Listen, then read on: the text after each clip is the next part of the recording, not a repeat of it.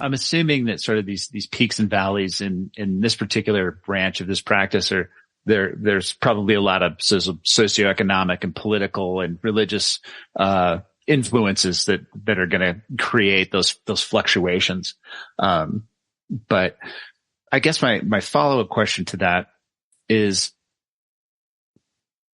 with the sort of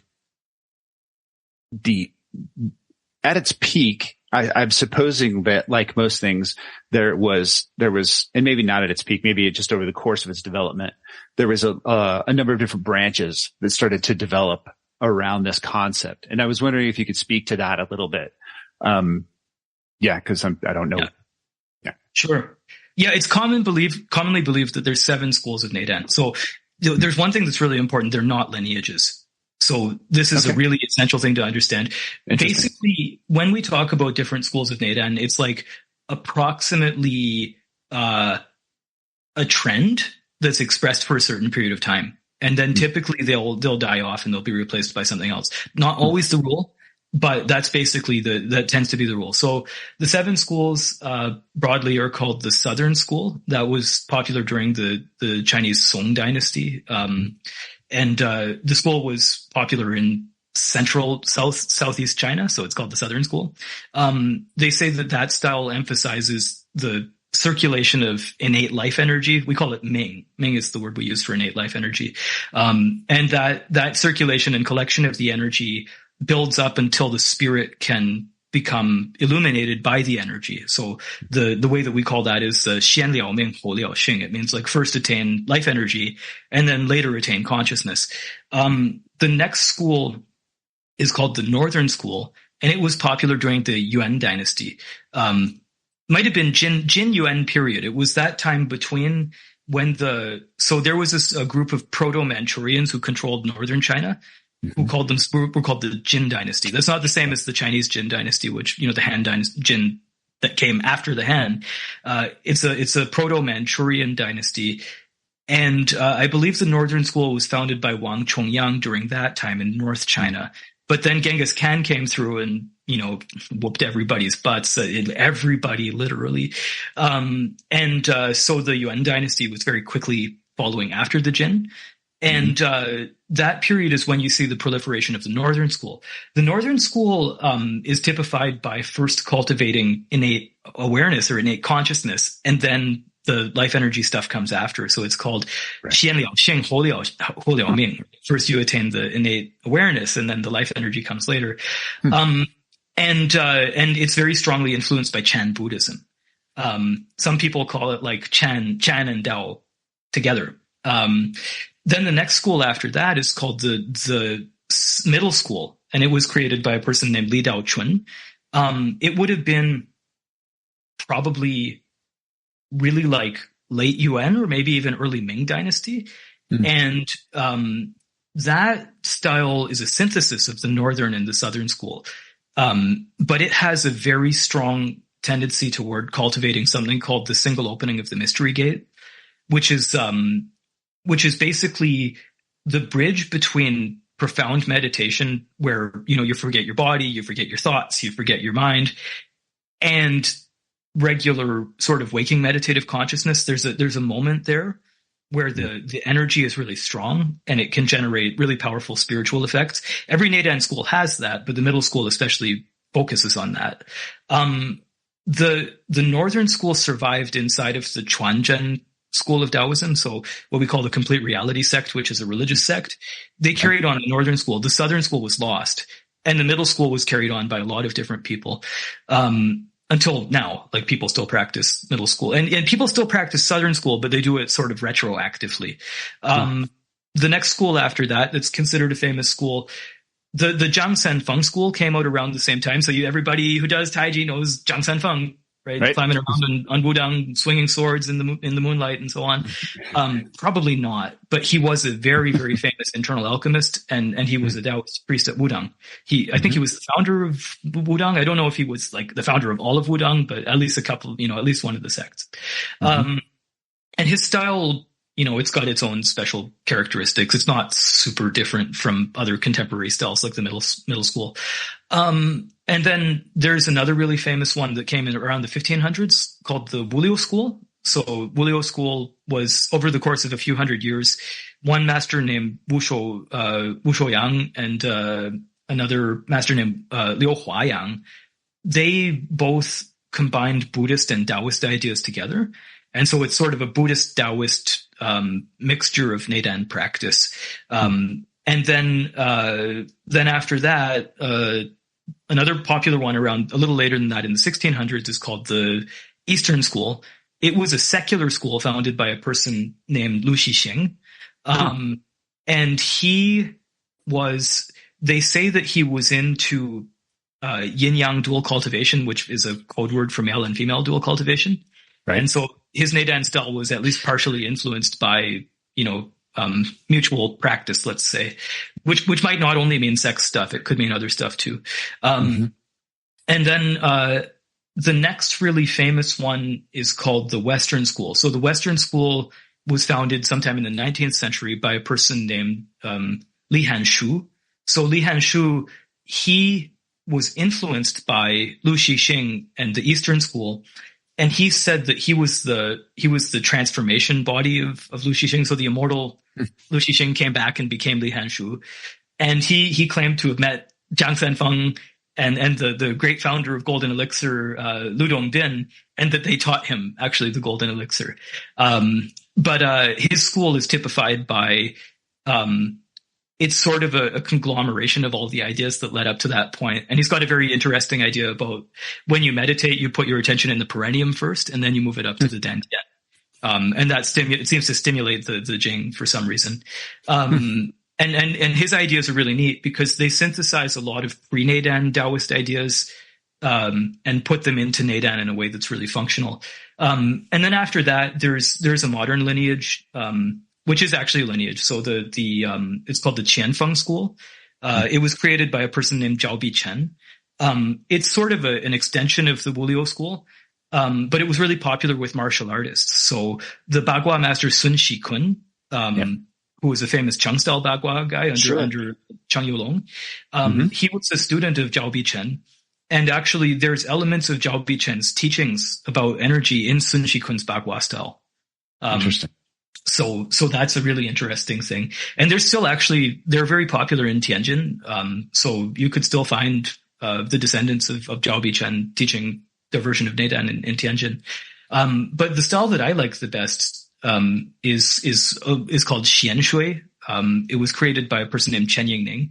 And, my teacher always told me Chen Yingning is the Taoist sage of the 20th century. And, what happened was that he read the entire Taoist canon. So he was the first person in 500 years to read the entire Taoist canon. And what he did was he basically realized that Taoist practice could really benefit people, but because it's so tied up in the religion, which can be mystical and it can be exclusive, right? I want to really toe the line here. I'm not trash talking the Taoist religion. I love those guys, but Chen's stance was basically, this thing could be really useful to people if we could make it into a lifestyle practice, basically.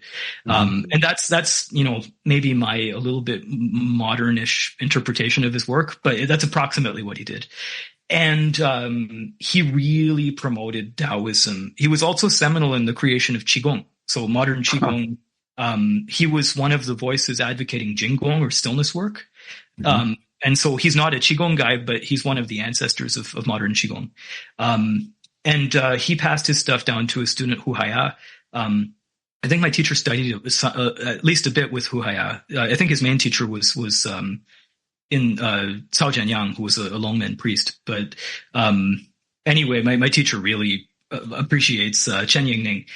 And I do too, because Taoism, I think without Chen Yingning, Taoist practice might not have become a popular phenomenon, basically, because it would have still been sort of contained inside of the, Taoism in its orthodox sense really likes to hide itself.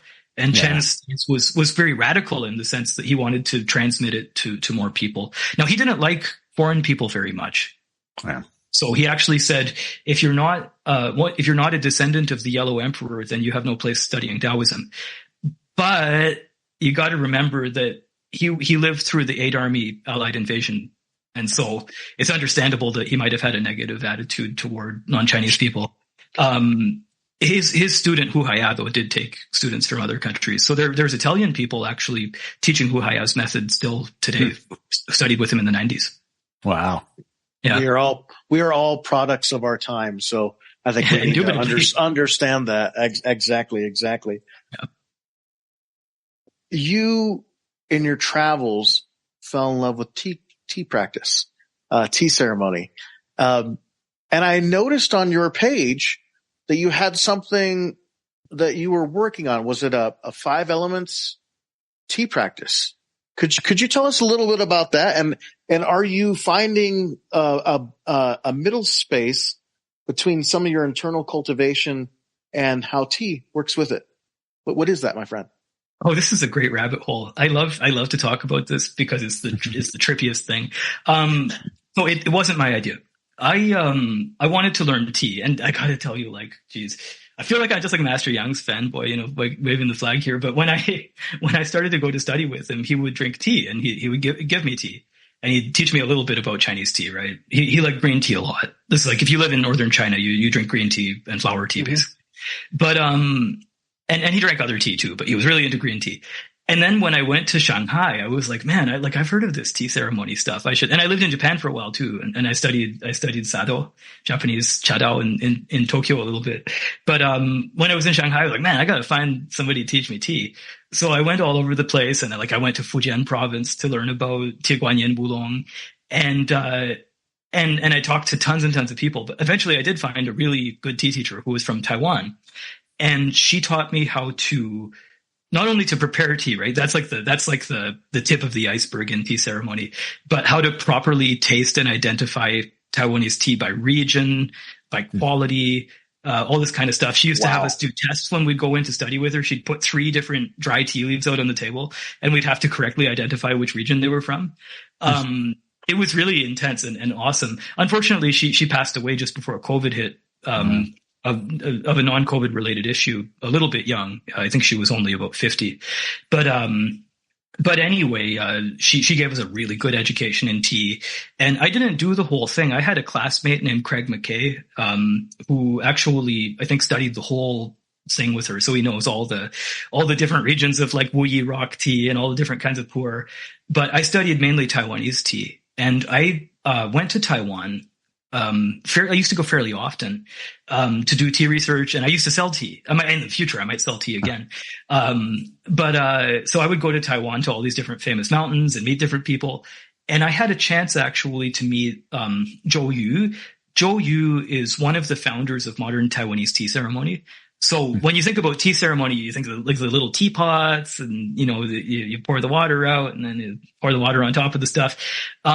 That style, it originated in Fujian province. It's called Chaozhou Gongfu Cha, right? The Kung Fu tea of Chaozhou. Yeah.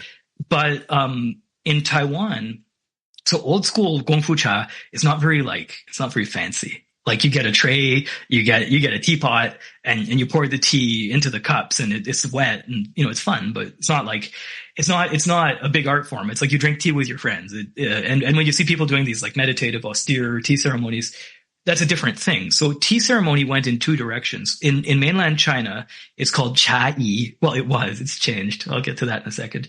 It's called cha-yi. And it was basically like the beautiful artistic preparation of tea. That goes back a long time, right? You used to have these girls who were sort of like, consorts, you could say, who were like, there were a lot of different types of consorts in China. So I don't want to give you the wrong idea here, but during the medieval period, there were these tea ladies. And they would go to people's houses and entertain them, rich people's houses, and entertain them by pouring tea and talking about the quality of the tea. That's kind of like performance, and that would be how they would make their money. But in Taiwan, what happened was Taiwan was invaded by Japan before Japan went completely crazy. Yep. And so the Taiwan-Japan relationship has always been a little bit better than the mainland China or Korea-Japan relationship. because Japan wasn't as brutal in Taiwan. And so a lot of Japanese cultural preferences made it into Taiwanese culture.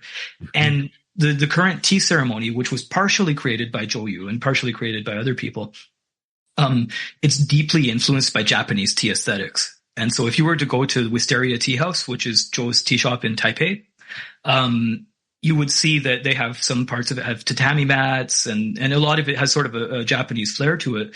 But what Zhou said to me, because I asked him in person, I feel so lucky, my God. I asked him in person, Master Zhou, like, because I had an introduction from my teacher. That's why I got to meet him. Why, how did you come up with this? And he said, well, our old school tea ceremony in Taiwan, it's like you have a metal tray and you have a teapot and you pour the tea in the cups, and that's that. And I wanted to make something which had like an aesthetic quality to it, which also had sort of like a self-cultivation quality to it. So I took actually things that I liked from Japanese tea ceremony and I imported them into Taiwanese tea ceremony. And me being, like an idiot, I was like, hey, those like the gongdao bei that you use? It's like a catching cup for the tea that makes the taste even. Is that a cow creamer from England? And he was like, listen, son, Taiwan and China don't have the sole ownership of tea. Tea is an international phenomenon. There's this other cup called a gongdao bei from ancient China that mixed medicine. But yes, approximately it might be a cow creamer, but and so you heard it from me first. That's good. That's good. Gongdao bei is British teaware. And he was one of the people who popularized the use of the gongdao bei. So there's this other part of tea ceremony in China, mainland China and Taiwan, which is about the qi of the tea. So they call it cha qi, right? It's literally the qi that the tea makes in your body.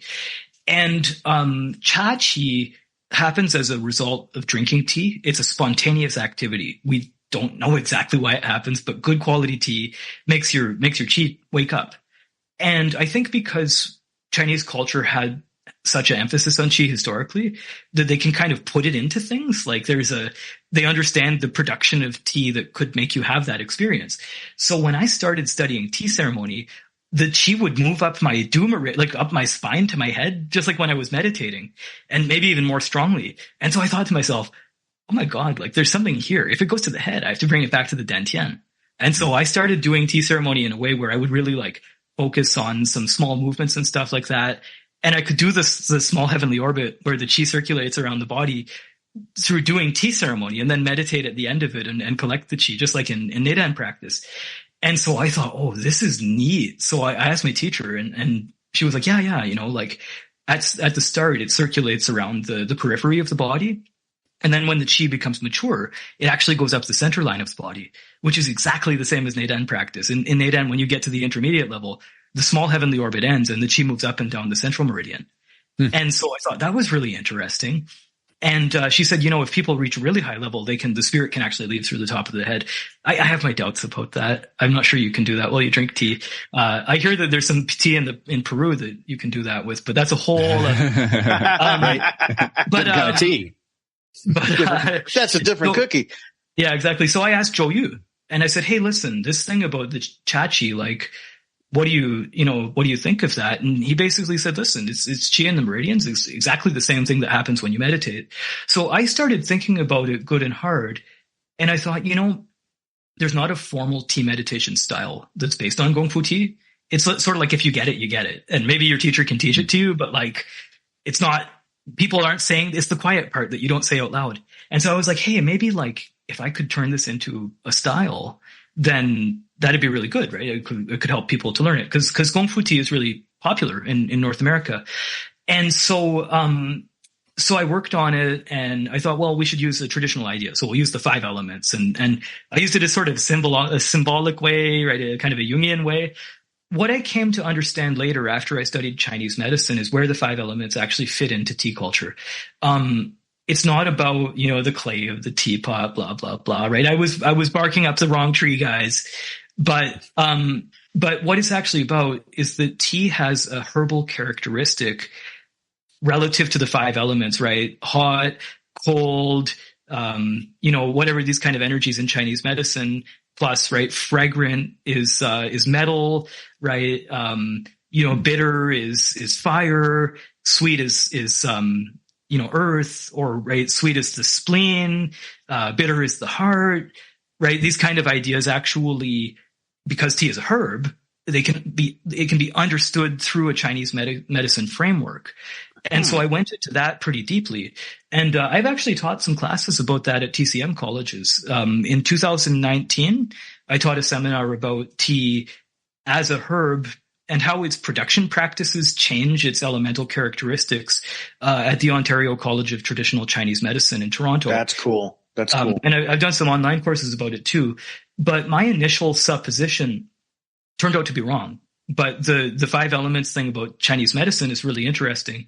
And so this is like in the back of my head, but like I'm really focused on Nei Dan and Taoist Qigong. Like I do a lot of work in that field. So I just never had the time to like properly sit down and write it all out. But it is something that, I always love to talk about it. If only just to give somebody an inspiration to pick it up. That's awesome. That's fantastic. So cool. Yeah. That actually spurred on a different thought, and we might shift gears a little bit, just like my bus driving does. This is a big question. And it's a very generalized question. So take your time. And as a matter of fact, you can actually point to things. It's so big. You don't have to answer this here. What do you find, Robert, that people in the West get wrong about the word qi and what it is and how they interact with it? Wow. This is cool because, I work for a nonprofit organization called Daoism. Is it okay if I mention that? Oh, yeah, absolutely. Yeah. We wanted to talk about the podcast at some point. Okay. Absolutely. Yeah, we for sure listen. So yeah. So Daoism is Daoist Arts Organization International. We're a nonprofit organization which is dedicated to disseminating Daoist self-cultivation arts, which can include meditation, or qigong or martial arts or these kind of things. Our view of Taoism is perhaps a little bit more broad than some people's. And we could talk about that if you guys want. But basically what I wanted to say is I do a podcast. My co-host's name is Bill Bentley, and he mostly interviews martial arts people, but I mostly interview qigong people and meditation people. And I just recently finished, it's not out yet, but I just recently finished a podcast it was a roundtable talk with Mimi Guo-Diemer, who's a very cool figure in the Qigong world right now, and Nathan Bryan, who's a really fascinating figure in the internal alchemy world. He's a disciple of Wang Liping, who's one of the big famous teachers of internal alchemy from the 1980s from China. Mm-hmm. And we had this discussion about qi, right? Because we wanted to ask the question, is it okay to call qi energy? Because there's really a very strange dynamic in the energy / qi cultivation world right now. And I want to get to that. So that interview was really interesting because we all had different ideas. Basically, we agreed that, yeah, you can call it energy.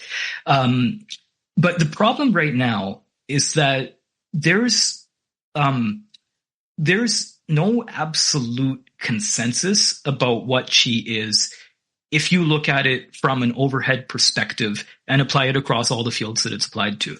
And what I mean by that is that you use the concept of qi in Chinese medicine, you use the concept of qi in Taoist self-cultivation, you use the concept of qi in martial arts, and you use the concept of qi in qigong, and it makes its way into a lot of other places like tea drinking a little bit, right?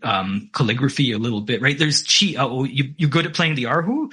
Hey, listen, I've seen some erhu players for the Shanghai Opera who have incredible command over their qi and their shen, right? Their qi and their spirit.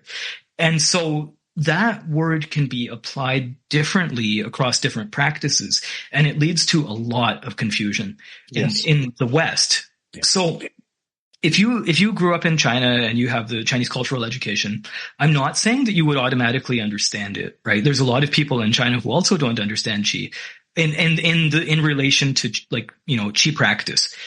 But you would have a better chance of understanding it because you would understand the context of your culture.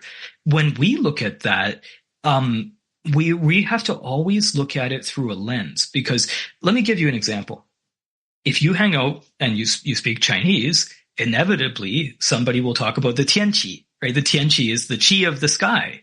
Well, it just means like, what's the weather like, right? What's the qi of the sky like? Oh, is it cloudy? Is it sunny? Right? Is it, and so that's an application of qi. Where does the word qi come from? Right? That's another really interesting question. If you look at really old writing, the idea of qi actually comes from like moving clouds in the sky. So if you look at the number 3, san, it's 3 lines. The very oldest character for qi is very similar to san. It's 3 lines, just slightly differently shaped. And it means clouds moving across the sky. Ultimately, what qi ends up meaning is something like a gaseous substance. And then it gets contextualized into different elements of culture. So everything is made of qi in the Chinese traditional worldview. Physical things have more yin qi than yang qi. Things that are moving and dynamic have more yang qi than yin qi. A physical living being is constructed of different types of qi. And so if you're doing Chinese medicine, then your interpretation of certain terms, like you can almost never say qi without defining it in some way. So if you were practicing qigong in the modern West, you say, "Oh, my qi is, really feeling good today." But that is an unusual way to characterize qi. Usually, it would be there's some prefix that would go before qi that would describe what's going on with the qi. And so you could say, like, the qi in my meridians, right? My qi, that might be the qi in the vessels, or you might say, if you're treating somebody with Chinese medicine, your wei qi, your defensive qi is weak, so you need to eat some herbs to strengthen it. If you're doing Nei Dan, especially, you might say, we practice more with yuan qi, with the original qi, instead of jiaogan qi. Jing. Jiaogan is for Jing. Instead of huxi qi, like breathing qi or houtian qi, post-heaven qi. But most of those practices use all these different terms for qi. So in Nei Dan, you use the word xiantian and houtian qi, right? Pre-heaven and post-heaven qi. In Chinese medicine, you use them too, but they don't mean exactly the same thing. So to be able to understand even what the word qi means, you have to understand it relative to what you're trying to talk about. And then so we can isolate it then, and it makes it easier to understand.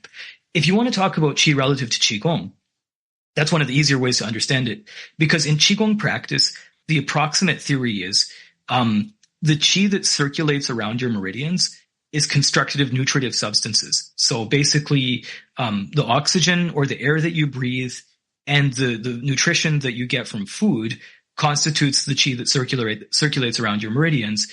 The organs have their own original qi, but most modern qigong systems don't really use it. And so if you talk about qi in modern qigong, it's a heck of a lot easier to understand because you're dealing with less variables. If you talk about qi in Chinese medicine, then there's probably at least 7 or 8 different kinds of qi that you have to be familiar with to be able to understand the pathology and wellness of a human body. And if you talk about qi in terms of Daoism, then you really have to get the difference between what does pre-heaven and what does post-heaven mean. So it's so confusing for people because they're just like, well, qi, it shouldn't be like, I feel qi, right? If I've done qigong for an hour, if I'm a new student, I should have felt some qi. And so it seems very obvious. And there can be this trap that you get into where you would say, well, come on, it's such an obvious and simple thing. Surely it's not that hard to understand. And I don't have to have like a million different words to describe it. And on the experiential level, that's true, but it depends what kind of experience that you're going after. Whether you can achieve it or not partially relies on having a good understanding of what you're actually trying to do. And so qi should be analyzed through that perspective. We haven't even talked about martial arts yet. That's a dubious area of qi for sure. So, sure. That's I think why it's difficult to understand how people make mistakes about it. How deep is the ocean, dude? Yeah. Sure. Well, it's interesting too, because you're talking about how many different variations there are of qi, and it reminds me of your discussion with Sifu Mark, who was talking about the Dantian and how that's different also. Yeah. And I just look at all these contexts and I'm like, man, I mean, Daoism it seems so big. I know a little bit, have you ever practiced or looked into any of the folk Daoism at all, Robert? A little bit. Just a sec. Yeah, a little bit. But here's the thing. Okay. So I want to, this is a weird subject to talk about, and I'm not super well educated about this, but I'll do my best. So, Daoism has this concept of a front gate. It's called the zhengmen, right? The upright gate or the front gate. And they have this other concept of pangmen, which means side doors.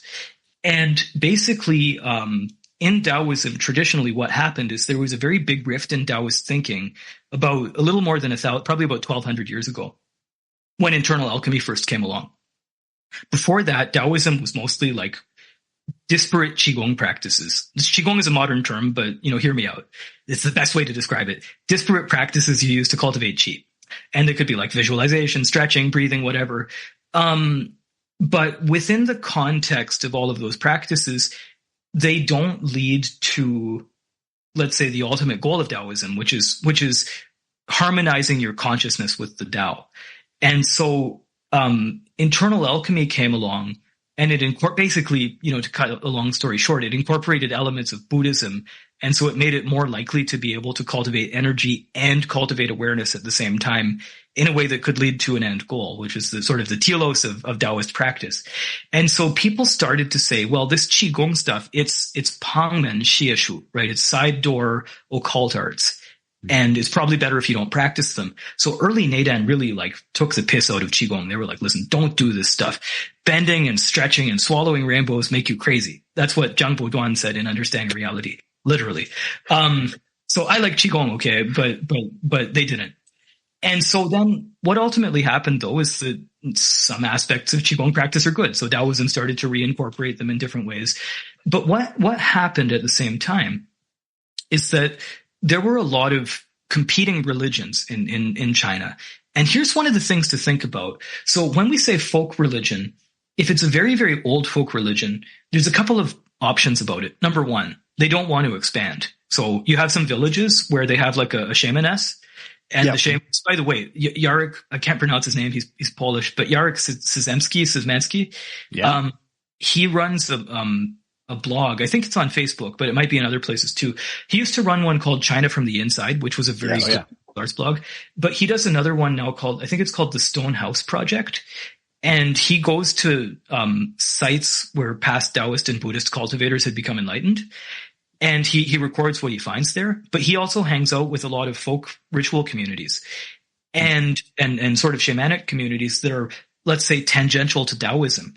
And I hope it's okay for me to mention this. I don't think he'll have anything against it.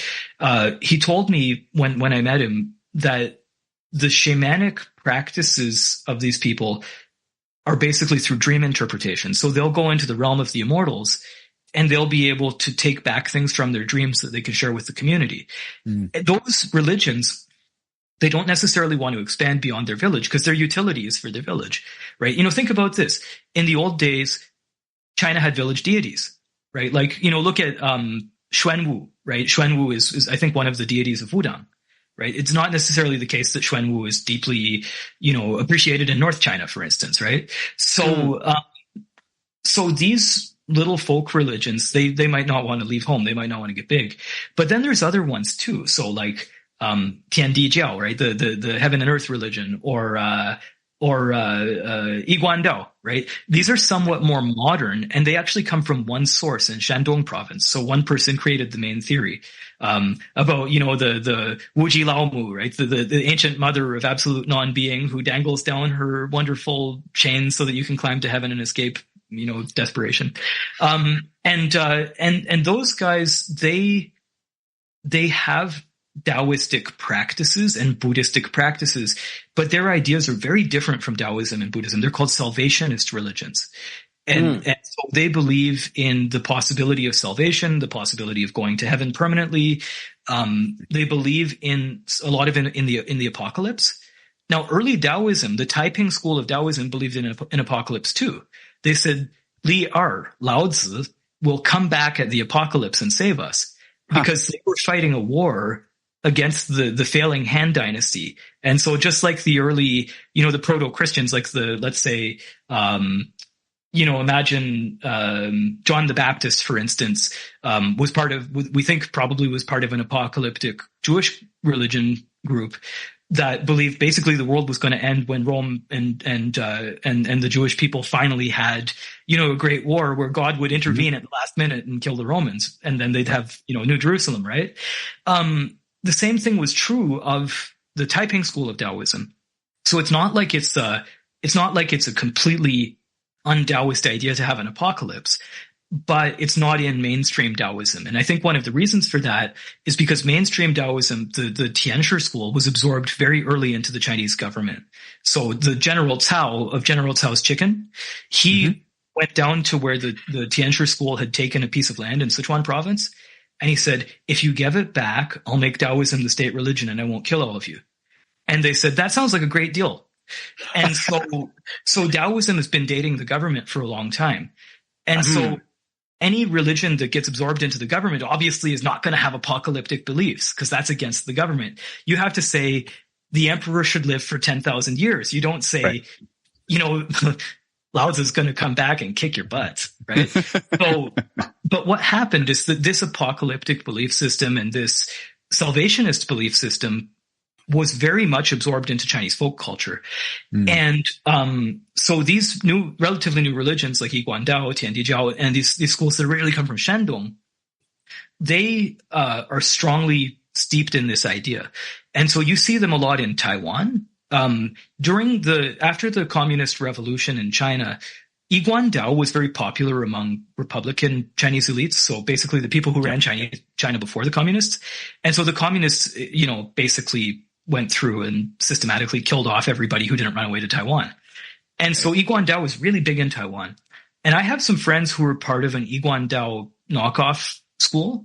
And they absorbed one of my buddies into their school, and he has a really hard life and they take care of him. I'm really appreciative to them, but their beliefs are, definitely, let's say, eccentric compared to, perhaps mainstream Daoism. Like my buddy claims that the one guy can levitate and, they can open your third eye completely so you can see the Dao, but then they close at 90% and then you have to, work your way up the chain. They're lovely people, but, let's put it this way. I would like to stay well clear of it and just enjoy drinking tea with them. So that's my experience of those groups. But there's so many different things going on in China and the Chinese world that it's impossible to say we can have a really complete understanding of these things. But I think basically what I would say is if you want to study Daoism to cultivate yourself, then your two choices are, one, join the Daoist religion and find a good teacher and get taught that way, which is very traditional, but it might not be for you, right? If you don't like, seminars, ceremonies and deities and these things. The other possibility is to find somebody in the secular world who's teaching Daoist practice. And both methods have their strong points and both methods have their weak points. But the strong and weak point are basically like this. Some people have the goods, and it doesn't matter if they're, religious Daoists or secular Daoist people or, even outside of Daoism. And some people don't have the goods, and they could also be Daoist priests and they could also be secular Daoists. And figuring out the difference between those people is a long and grueling and often painful process. So, best of luck. But I don't think you'll find it in the folk religions. Wow. Thank you. I was going to say, I know we've been talking for a while, but I have, and I could probably talk to you all day. I have all sorts of questions, but really, I just wanted to kind of, I wanted to circle back a little bit to something you had mentioned before, and you said that you had met Li Longnong's grandson at some point, and I wondered if you could sort of relate that story and sort of what you learned from it. Yeah, so that was really interesting. In 2011, I was living in Shanghai, and it was the funniest thing. So my teacher was invited to go to Tianjin to teach a martial arts seminar, to teach Xingyi. A group of students in Tianjin and Hebei province and Shandong, they got together online and they sponsored him to go teach. And so he said, "Hey, listen, you should come and teach with me, right? This is going to be fun. I'll take you to my home." Wow, so cool.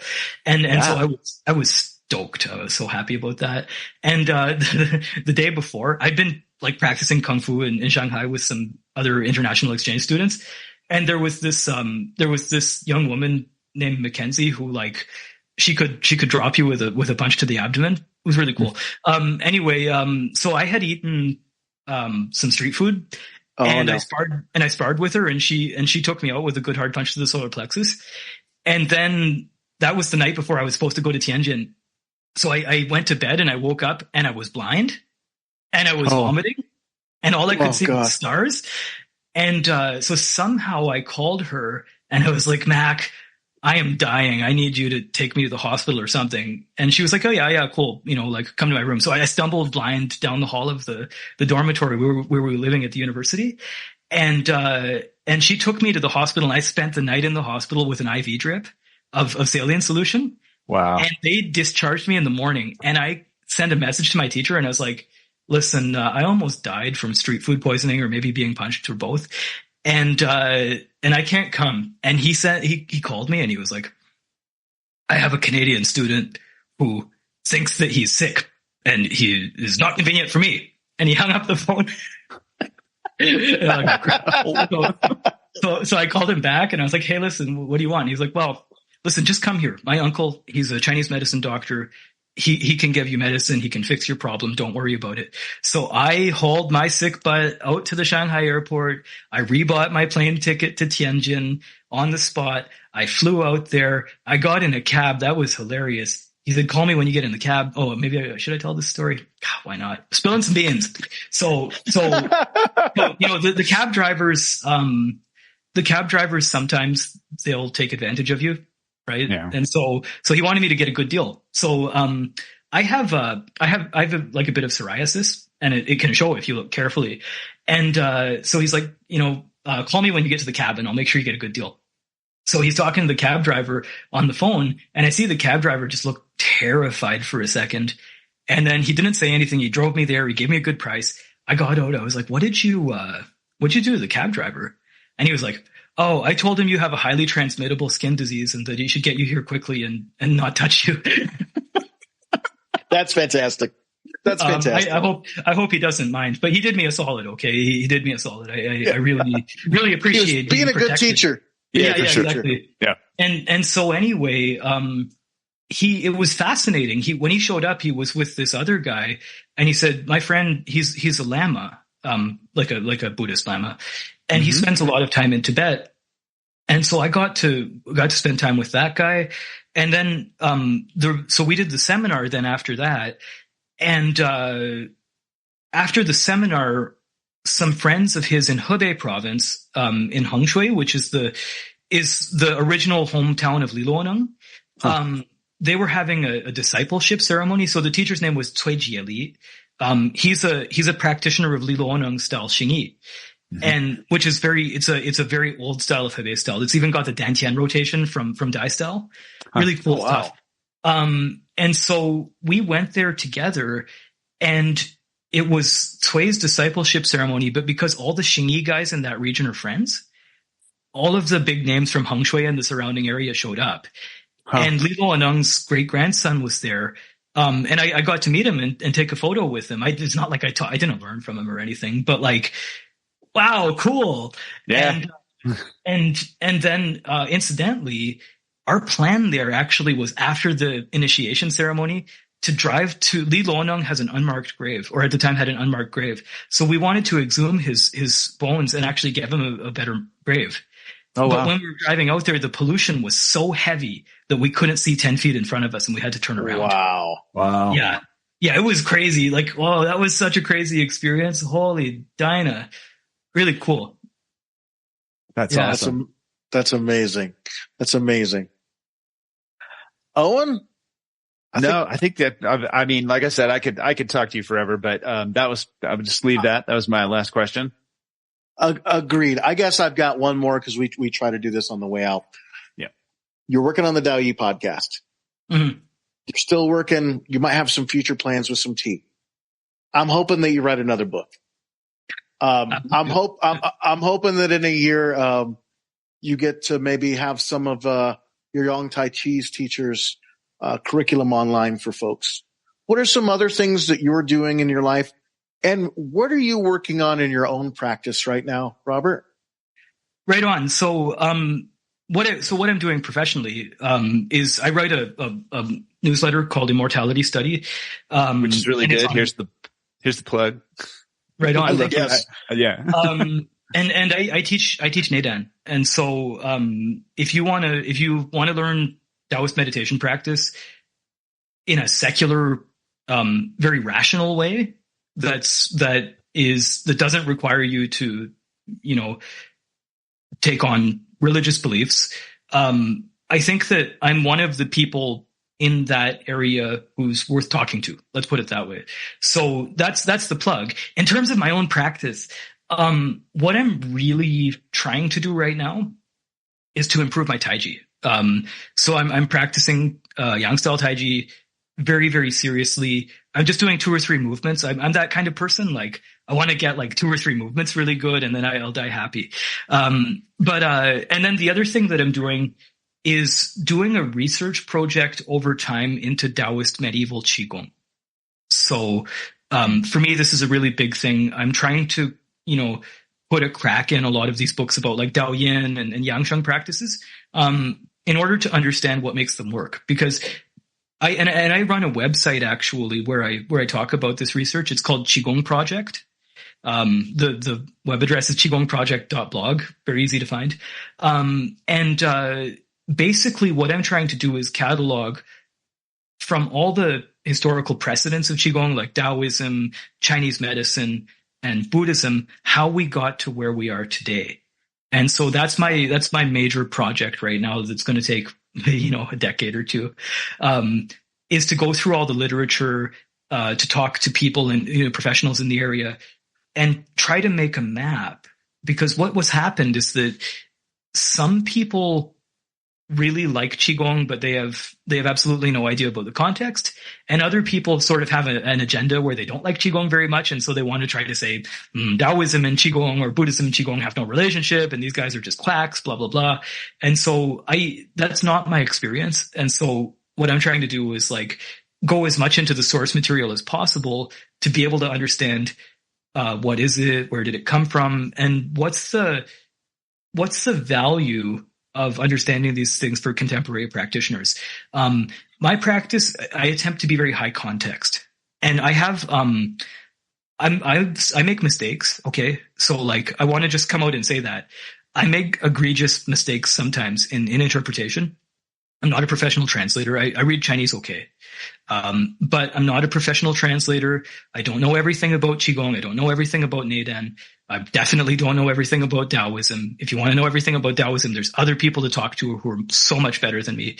But I really also am allergic to being deceptive.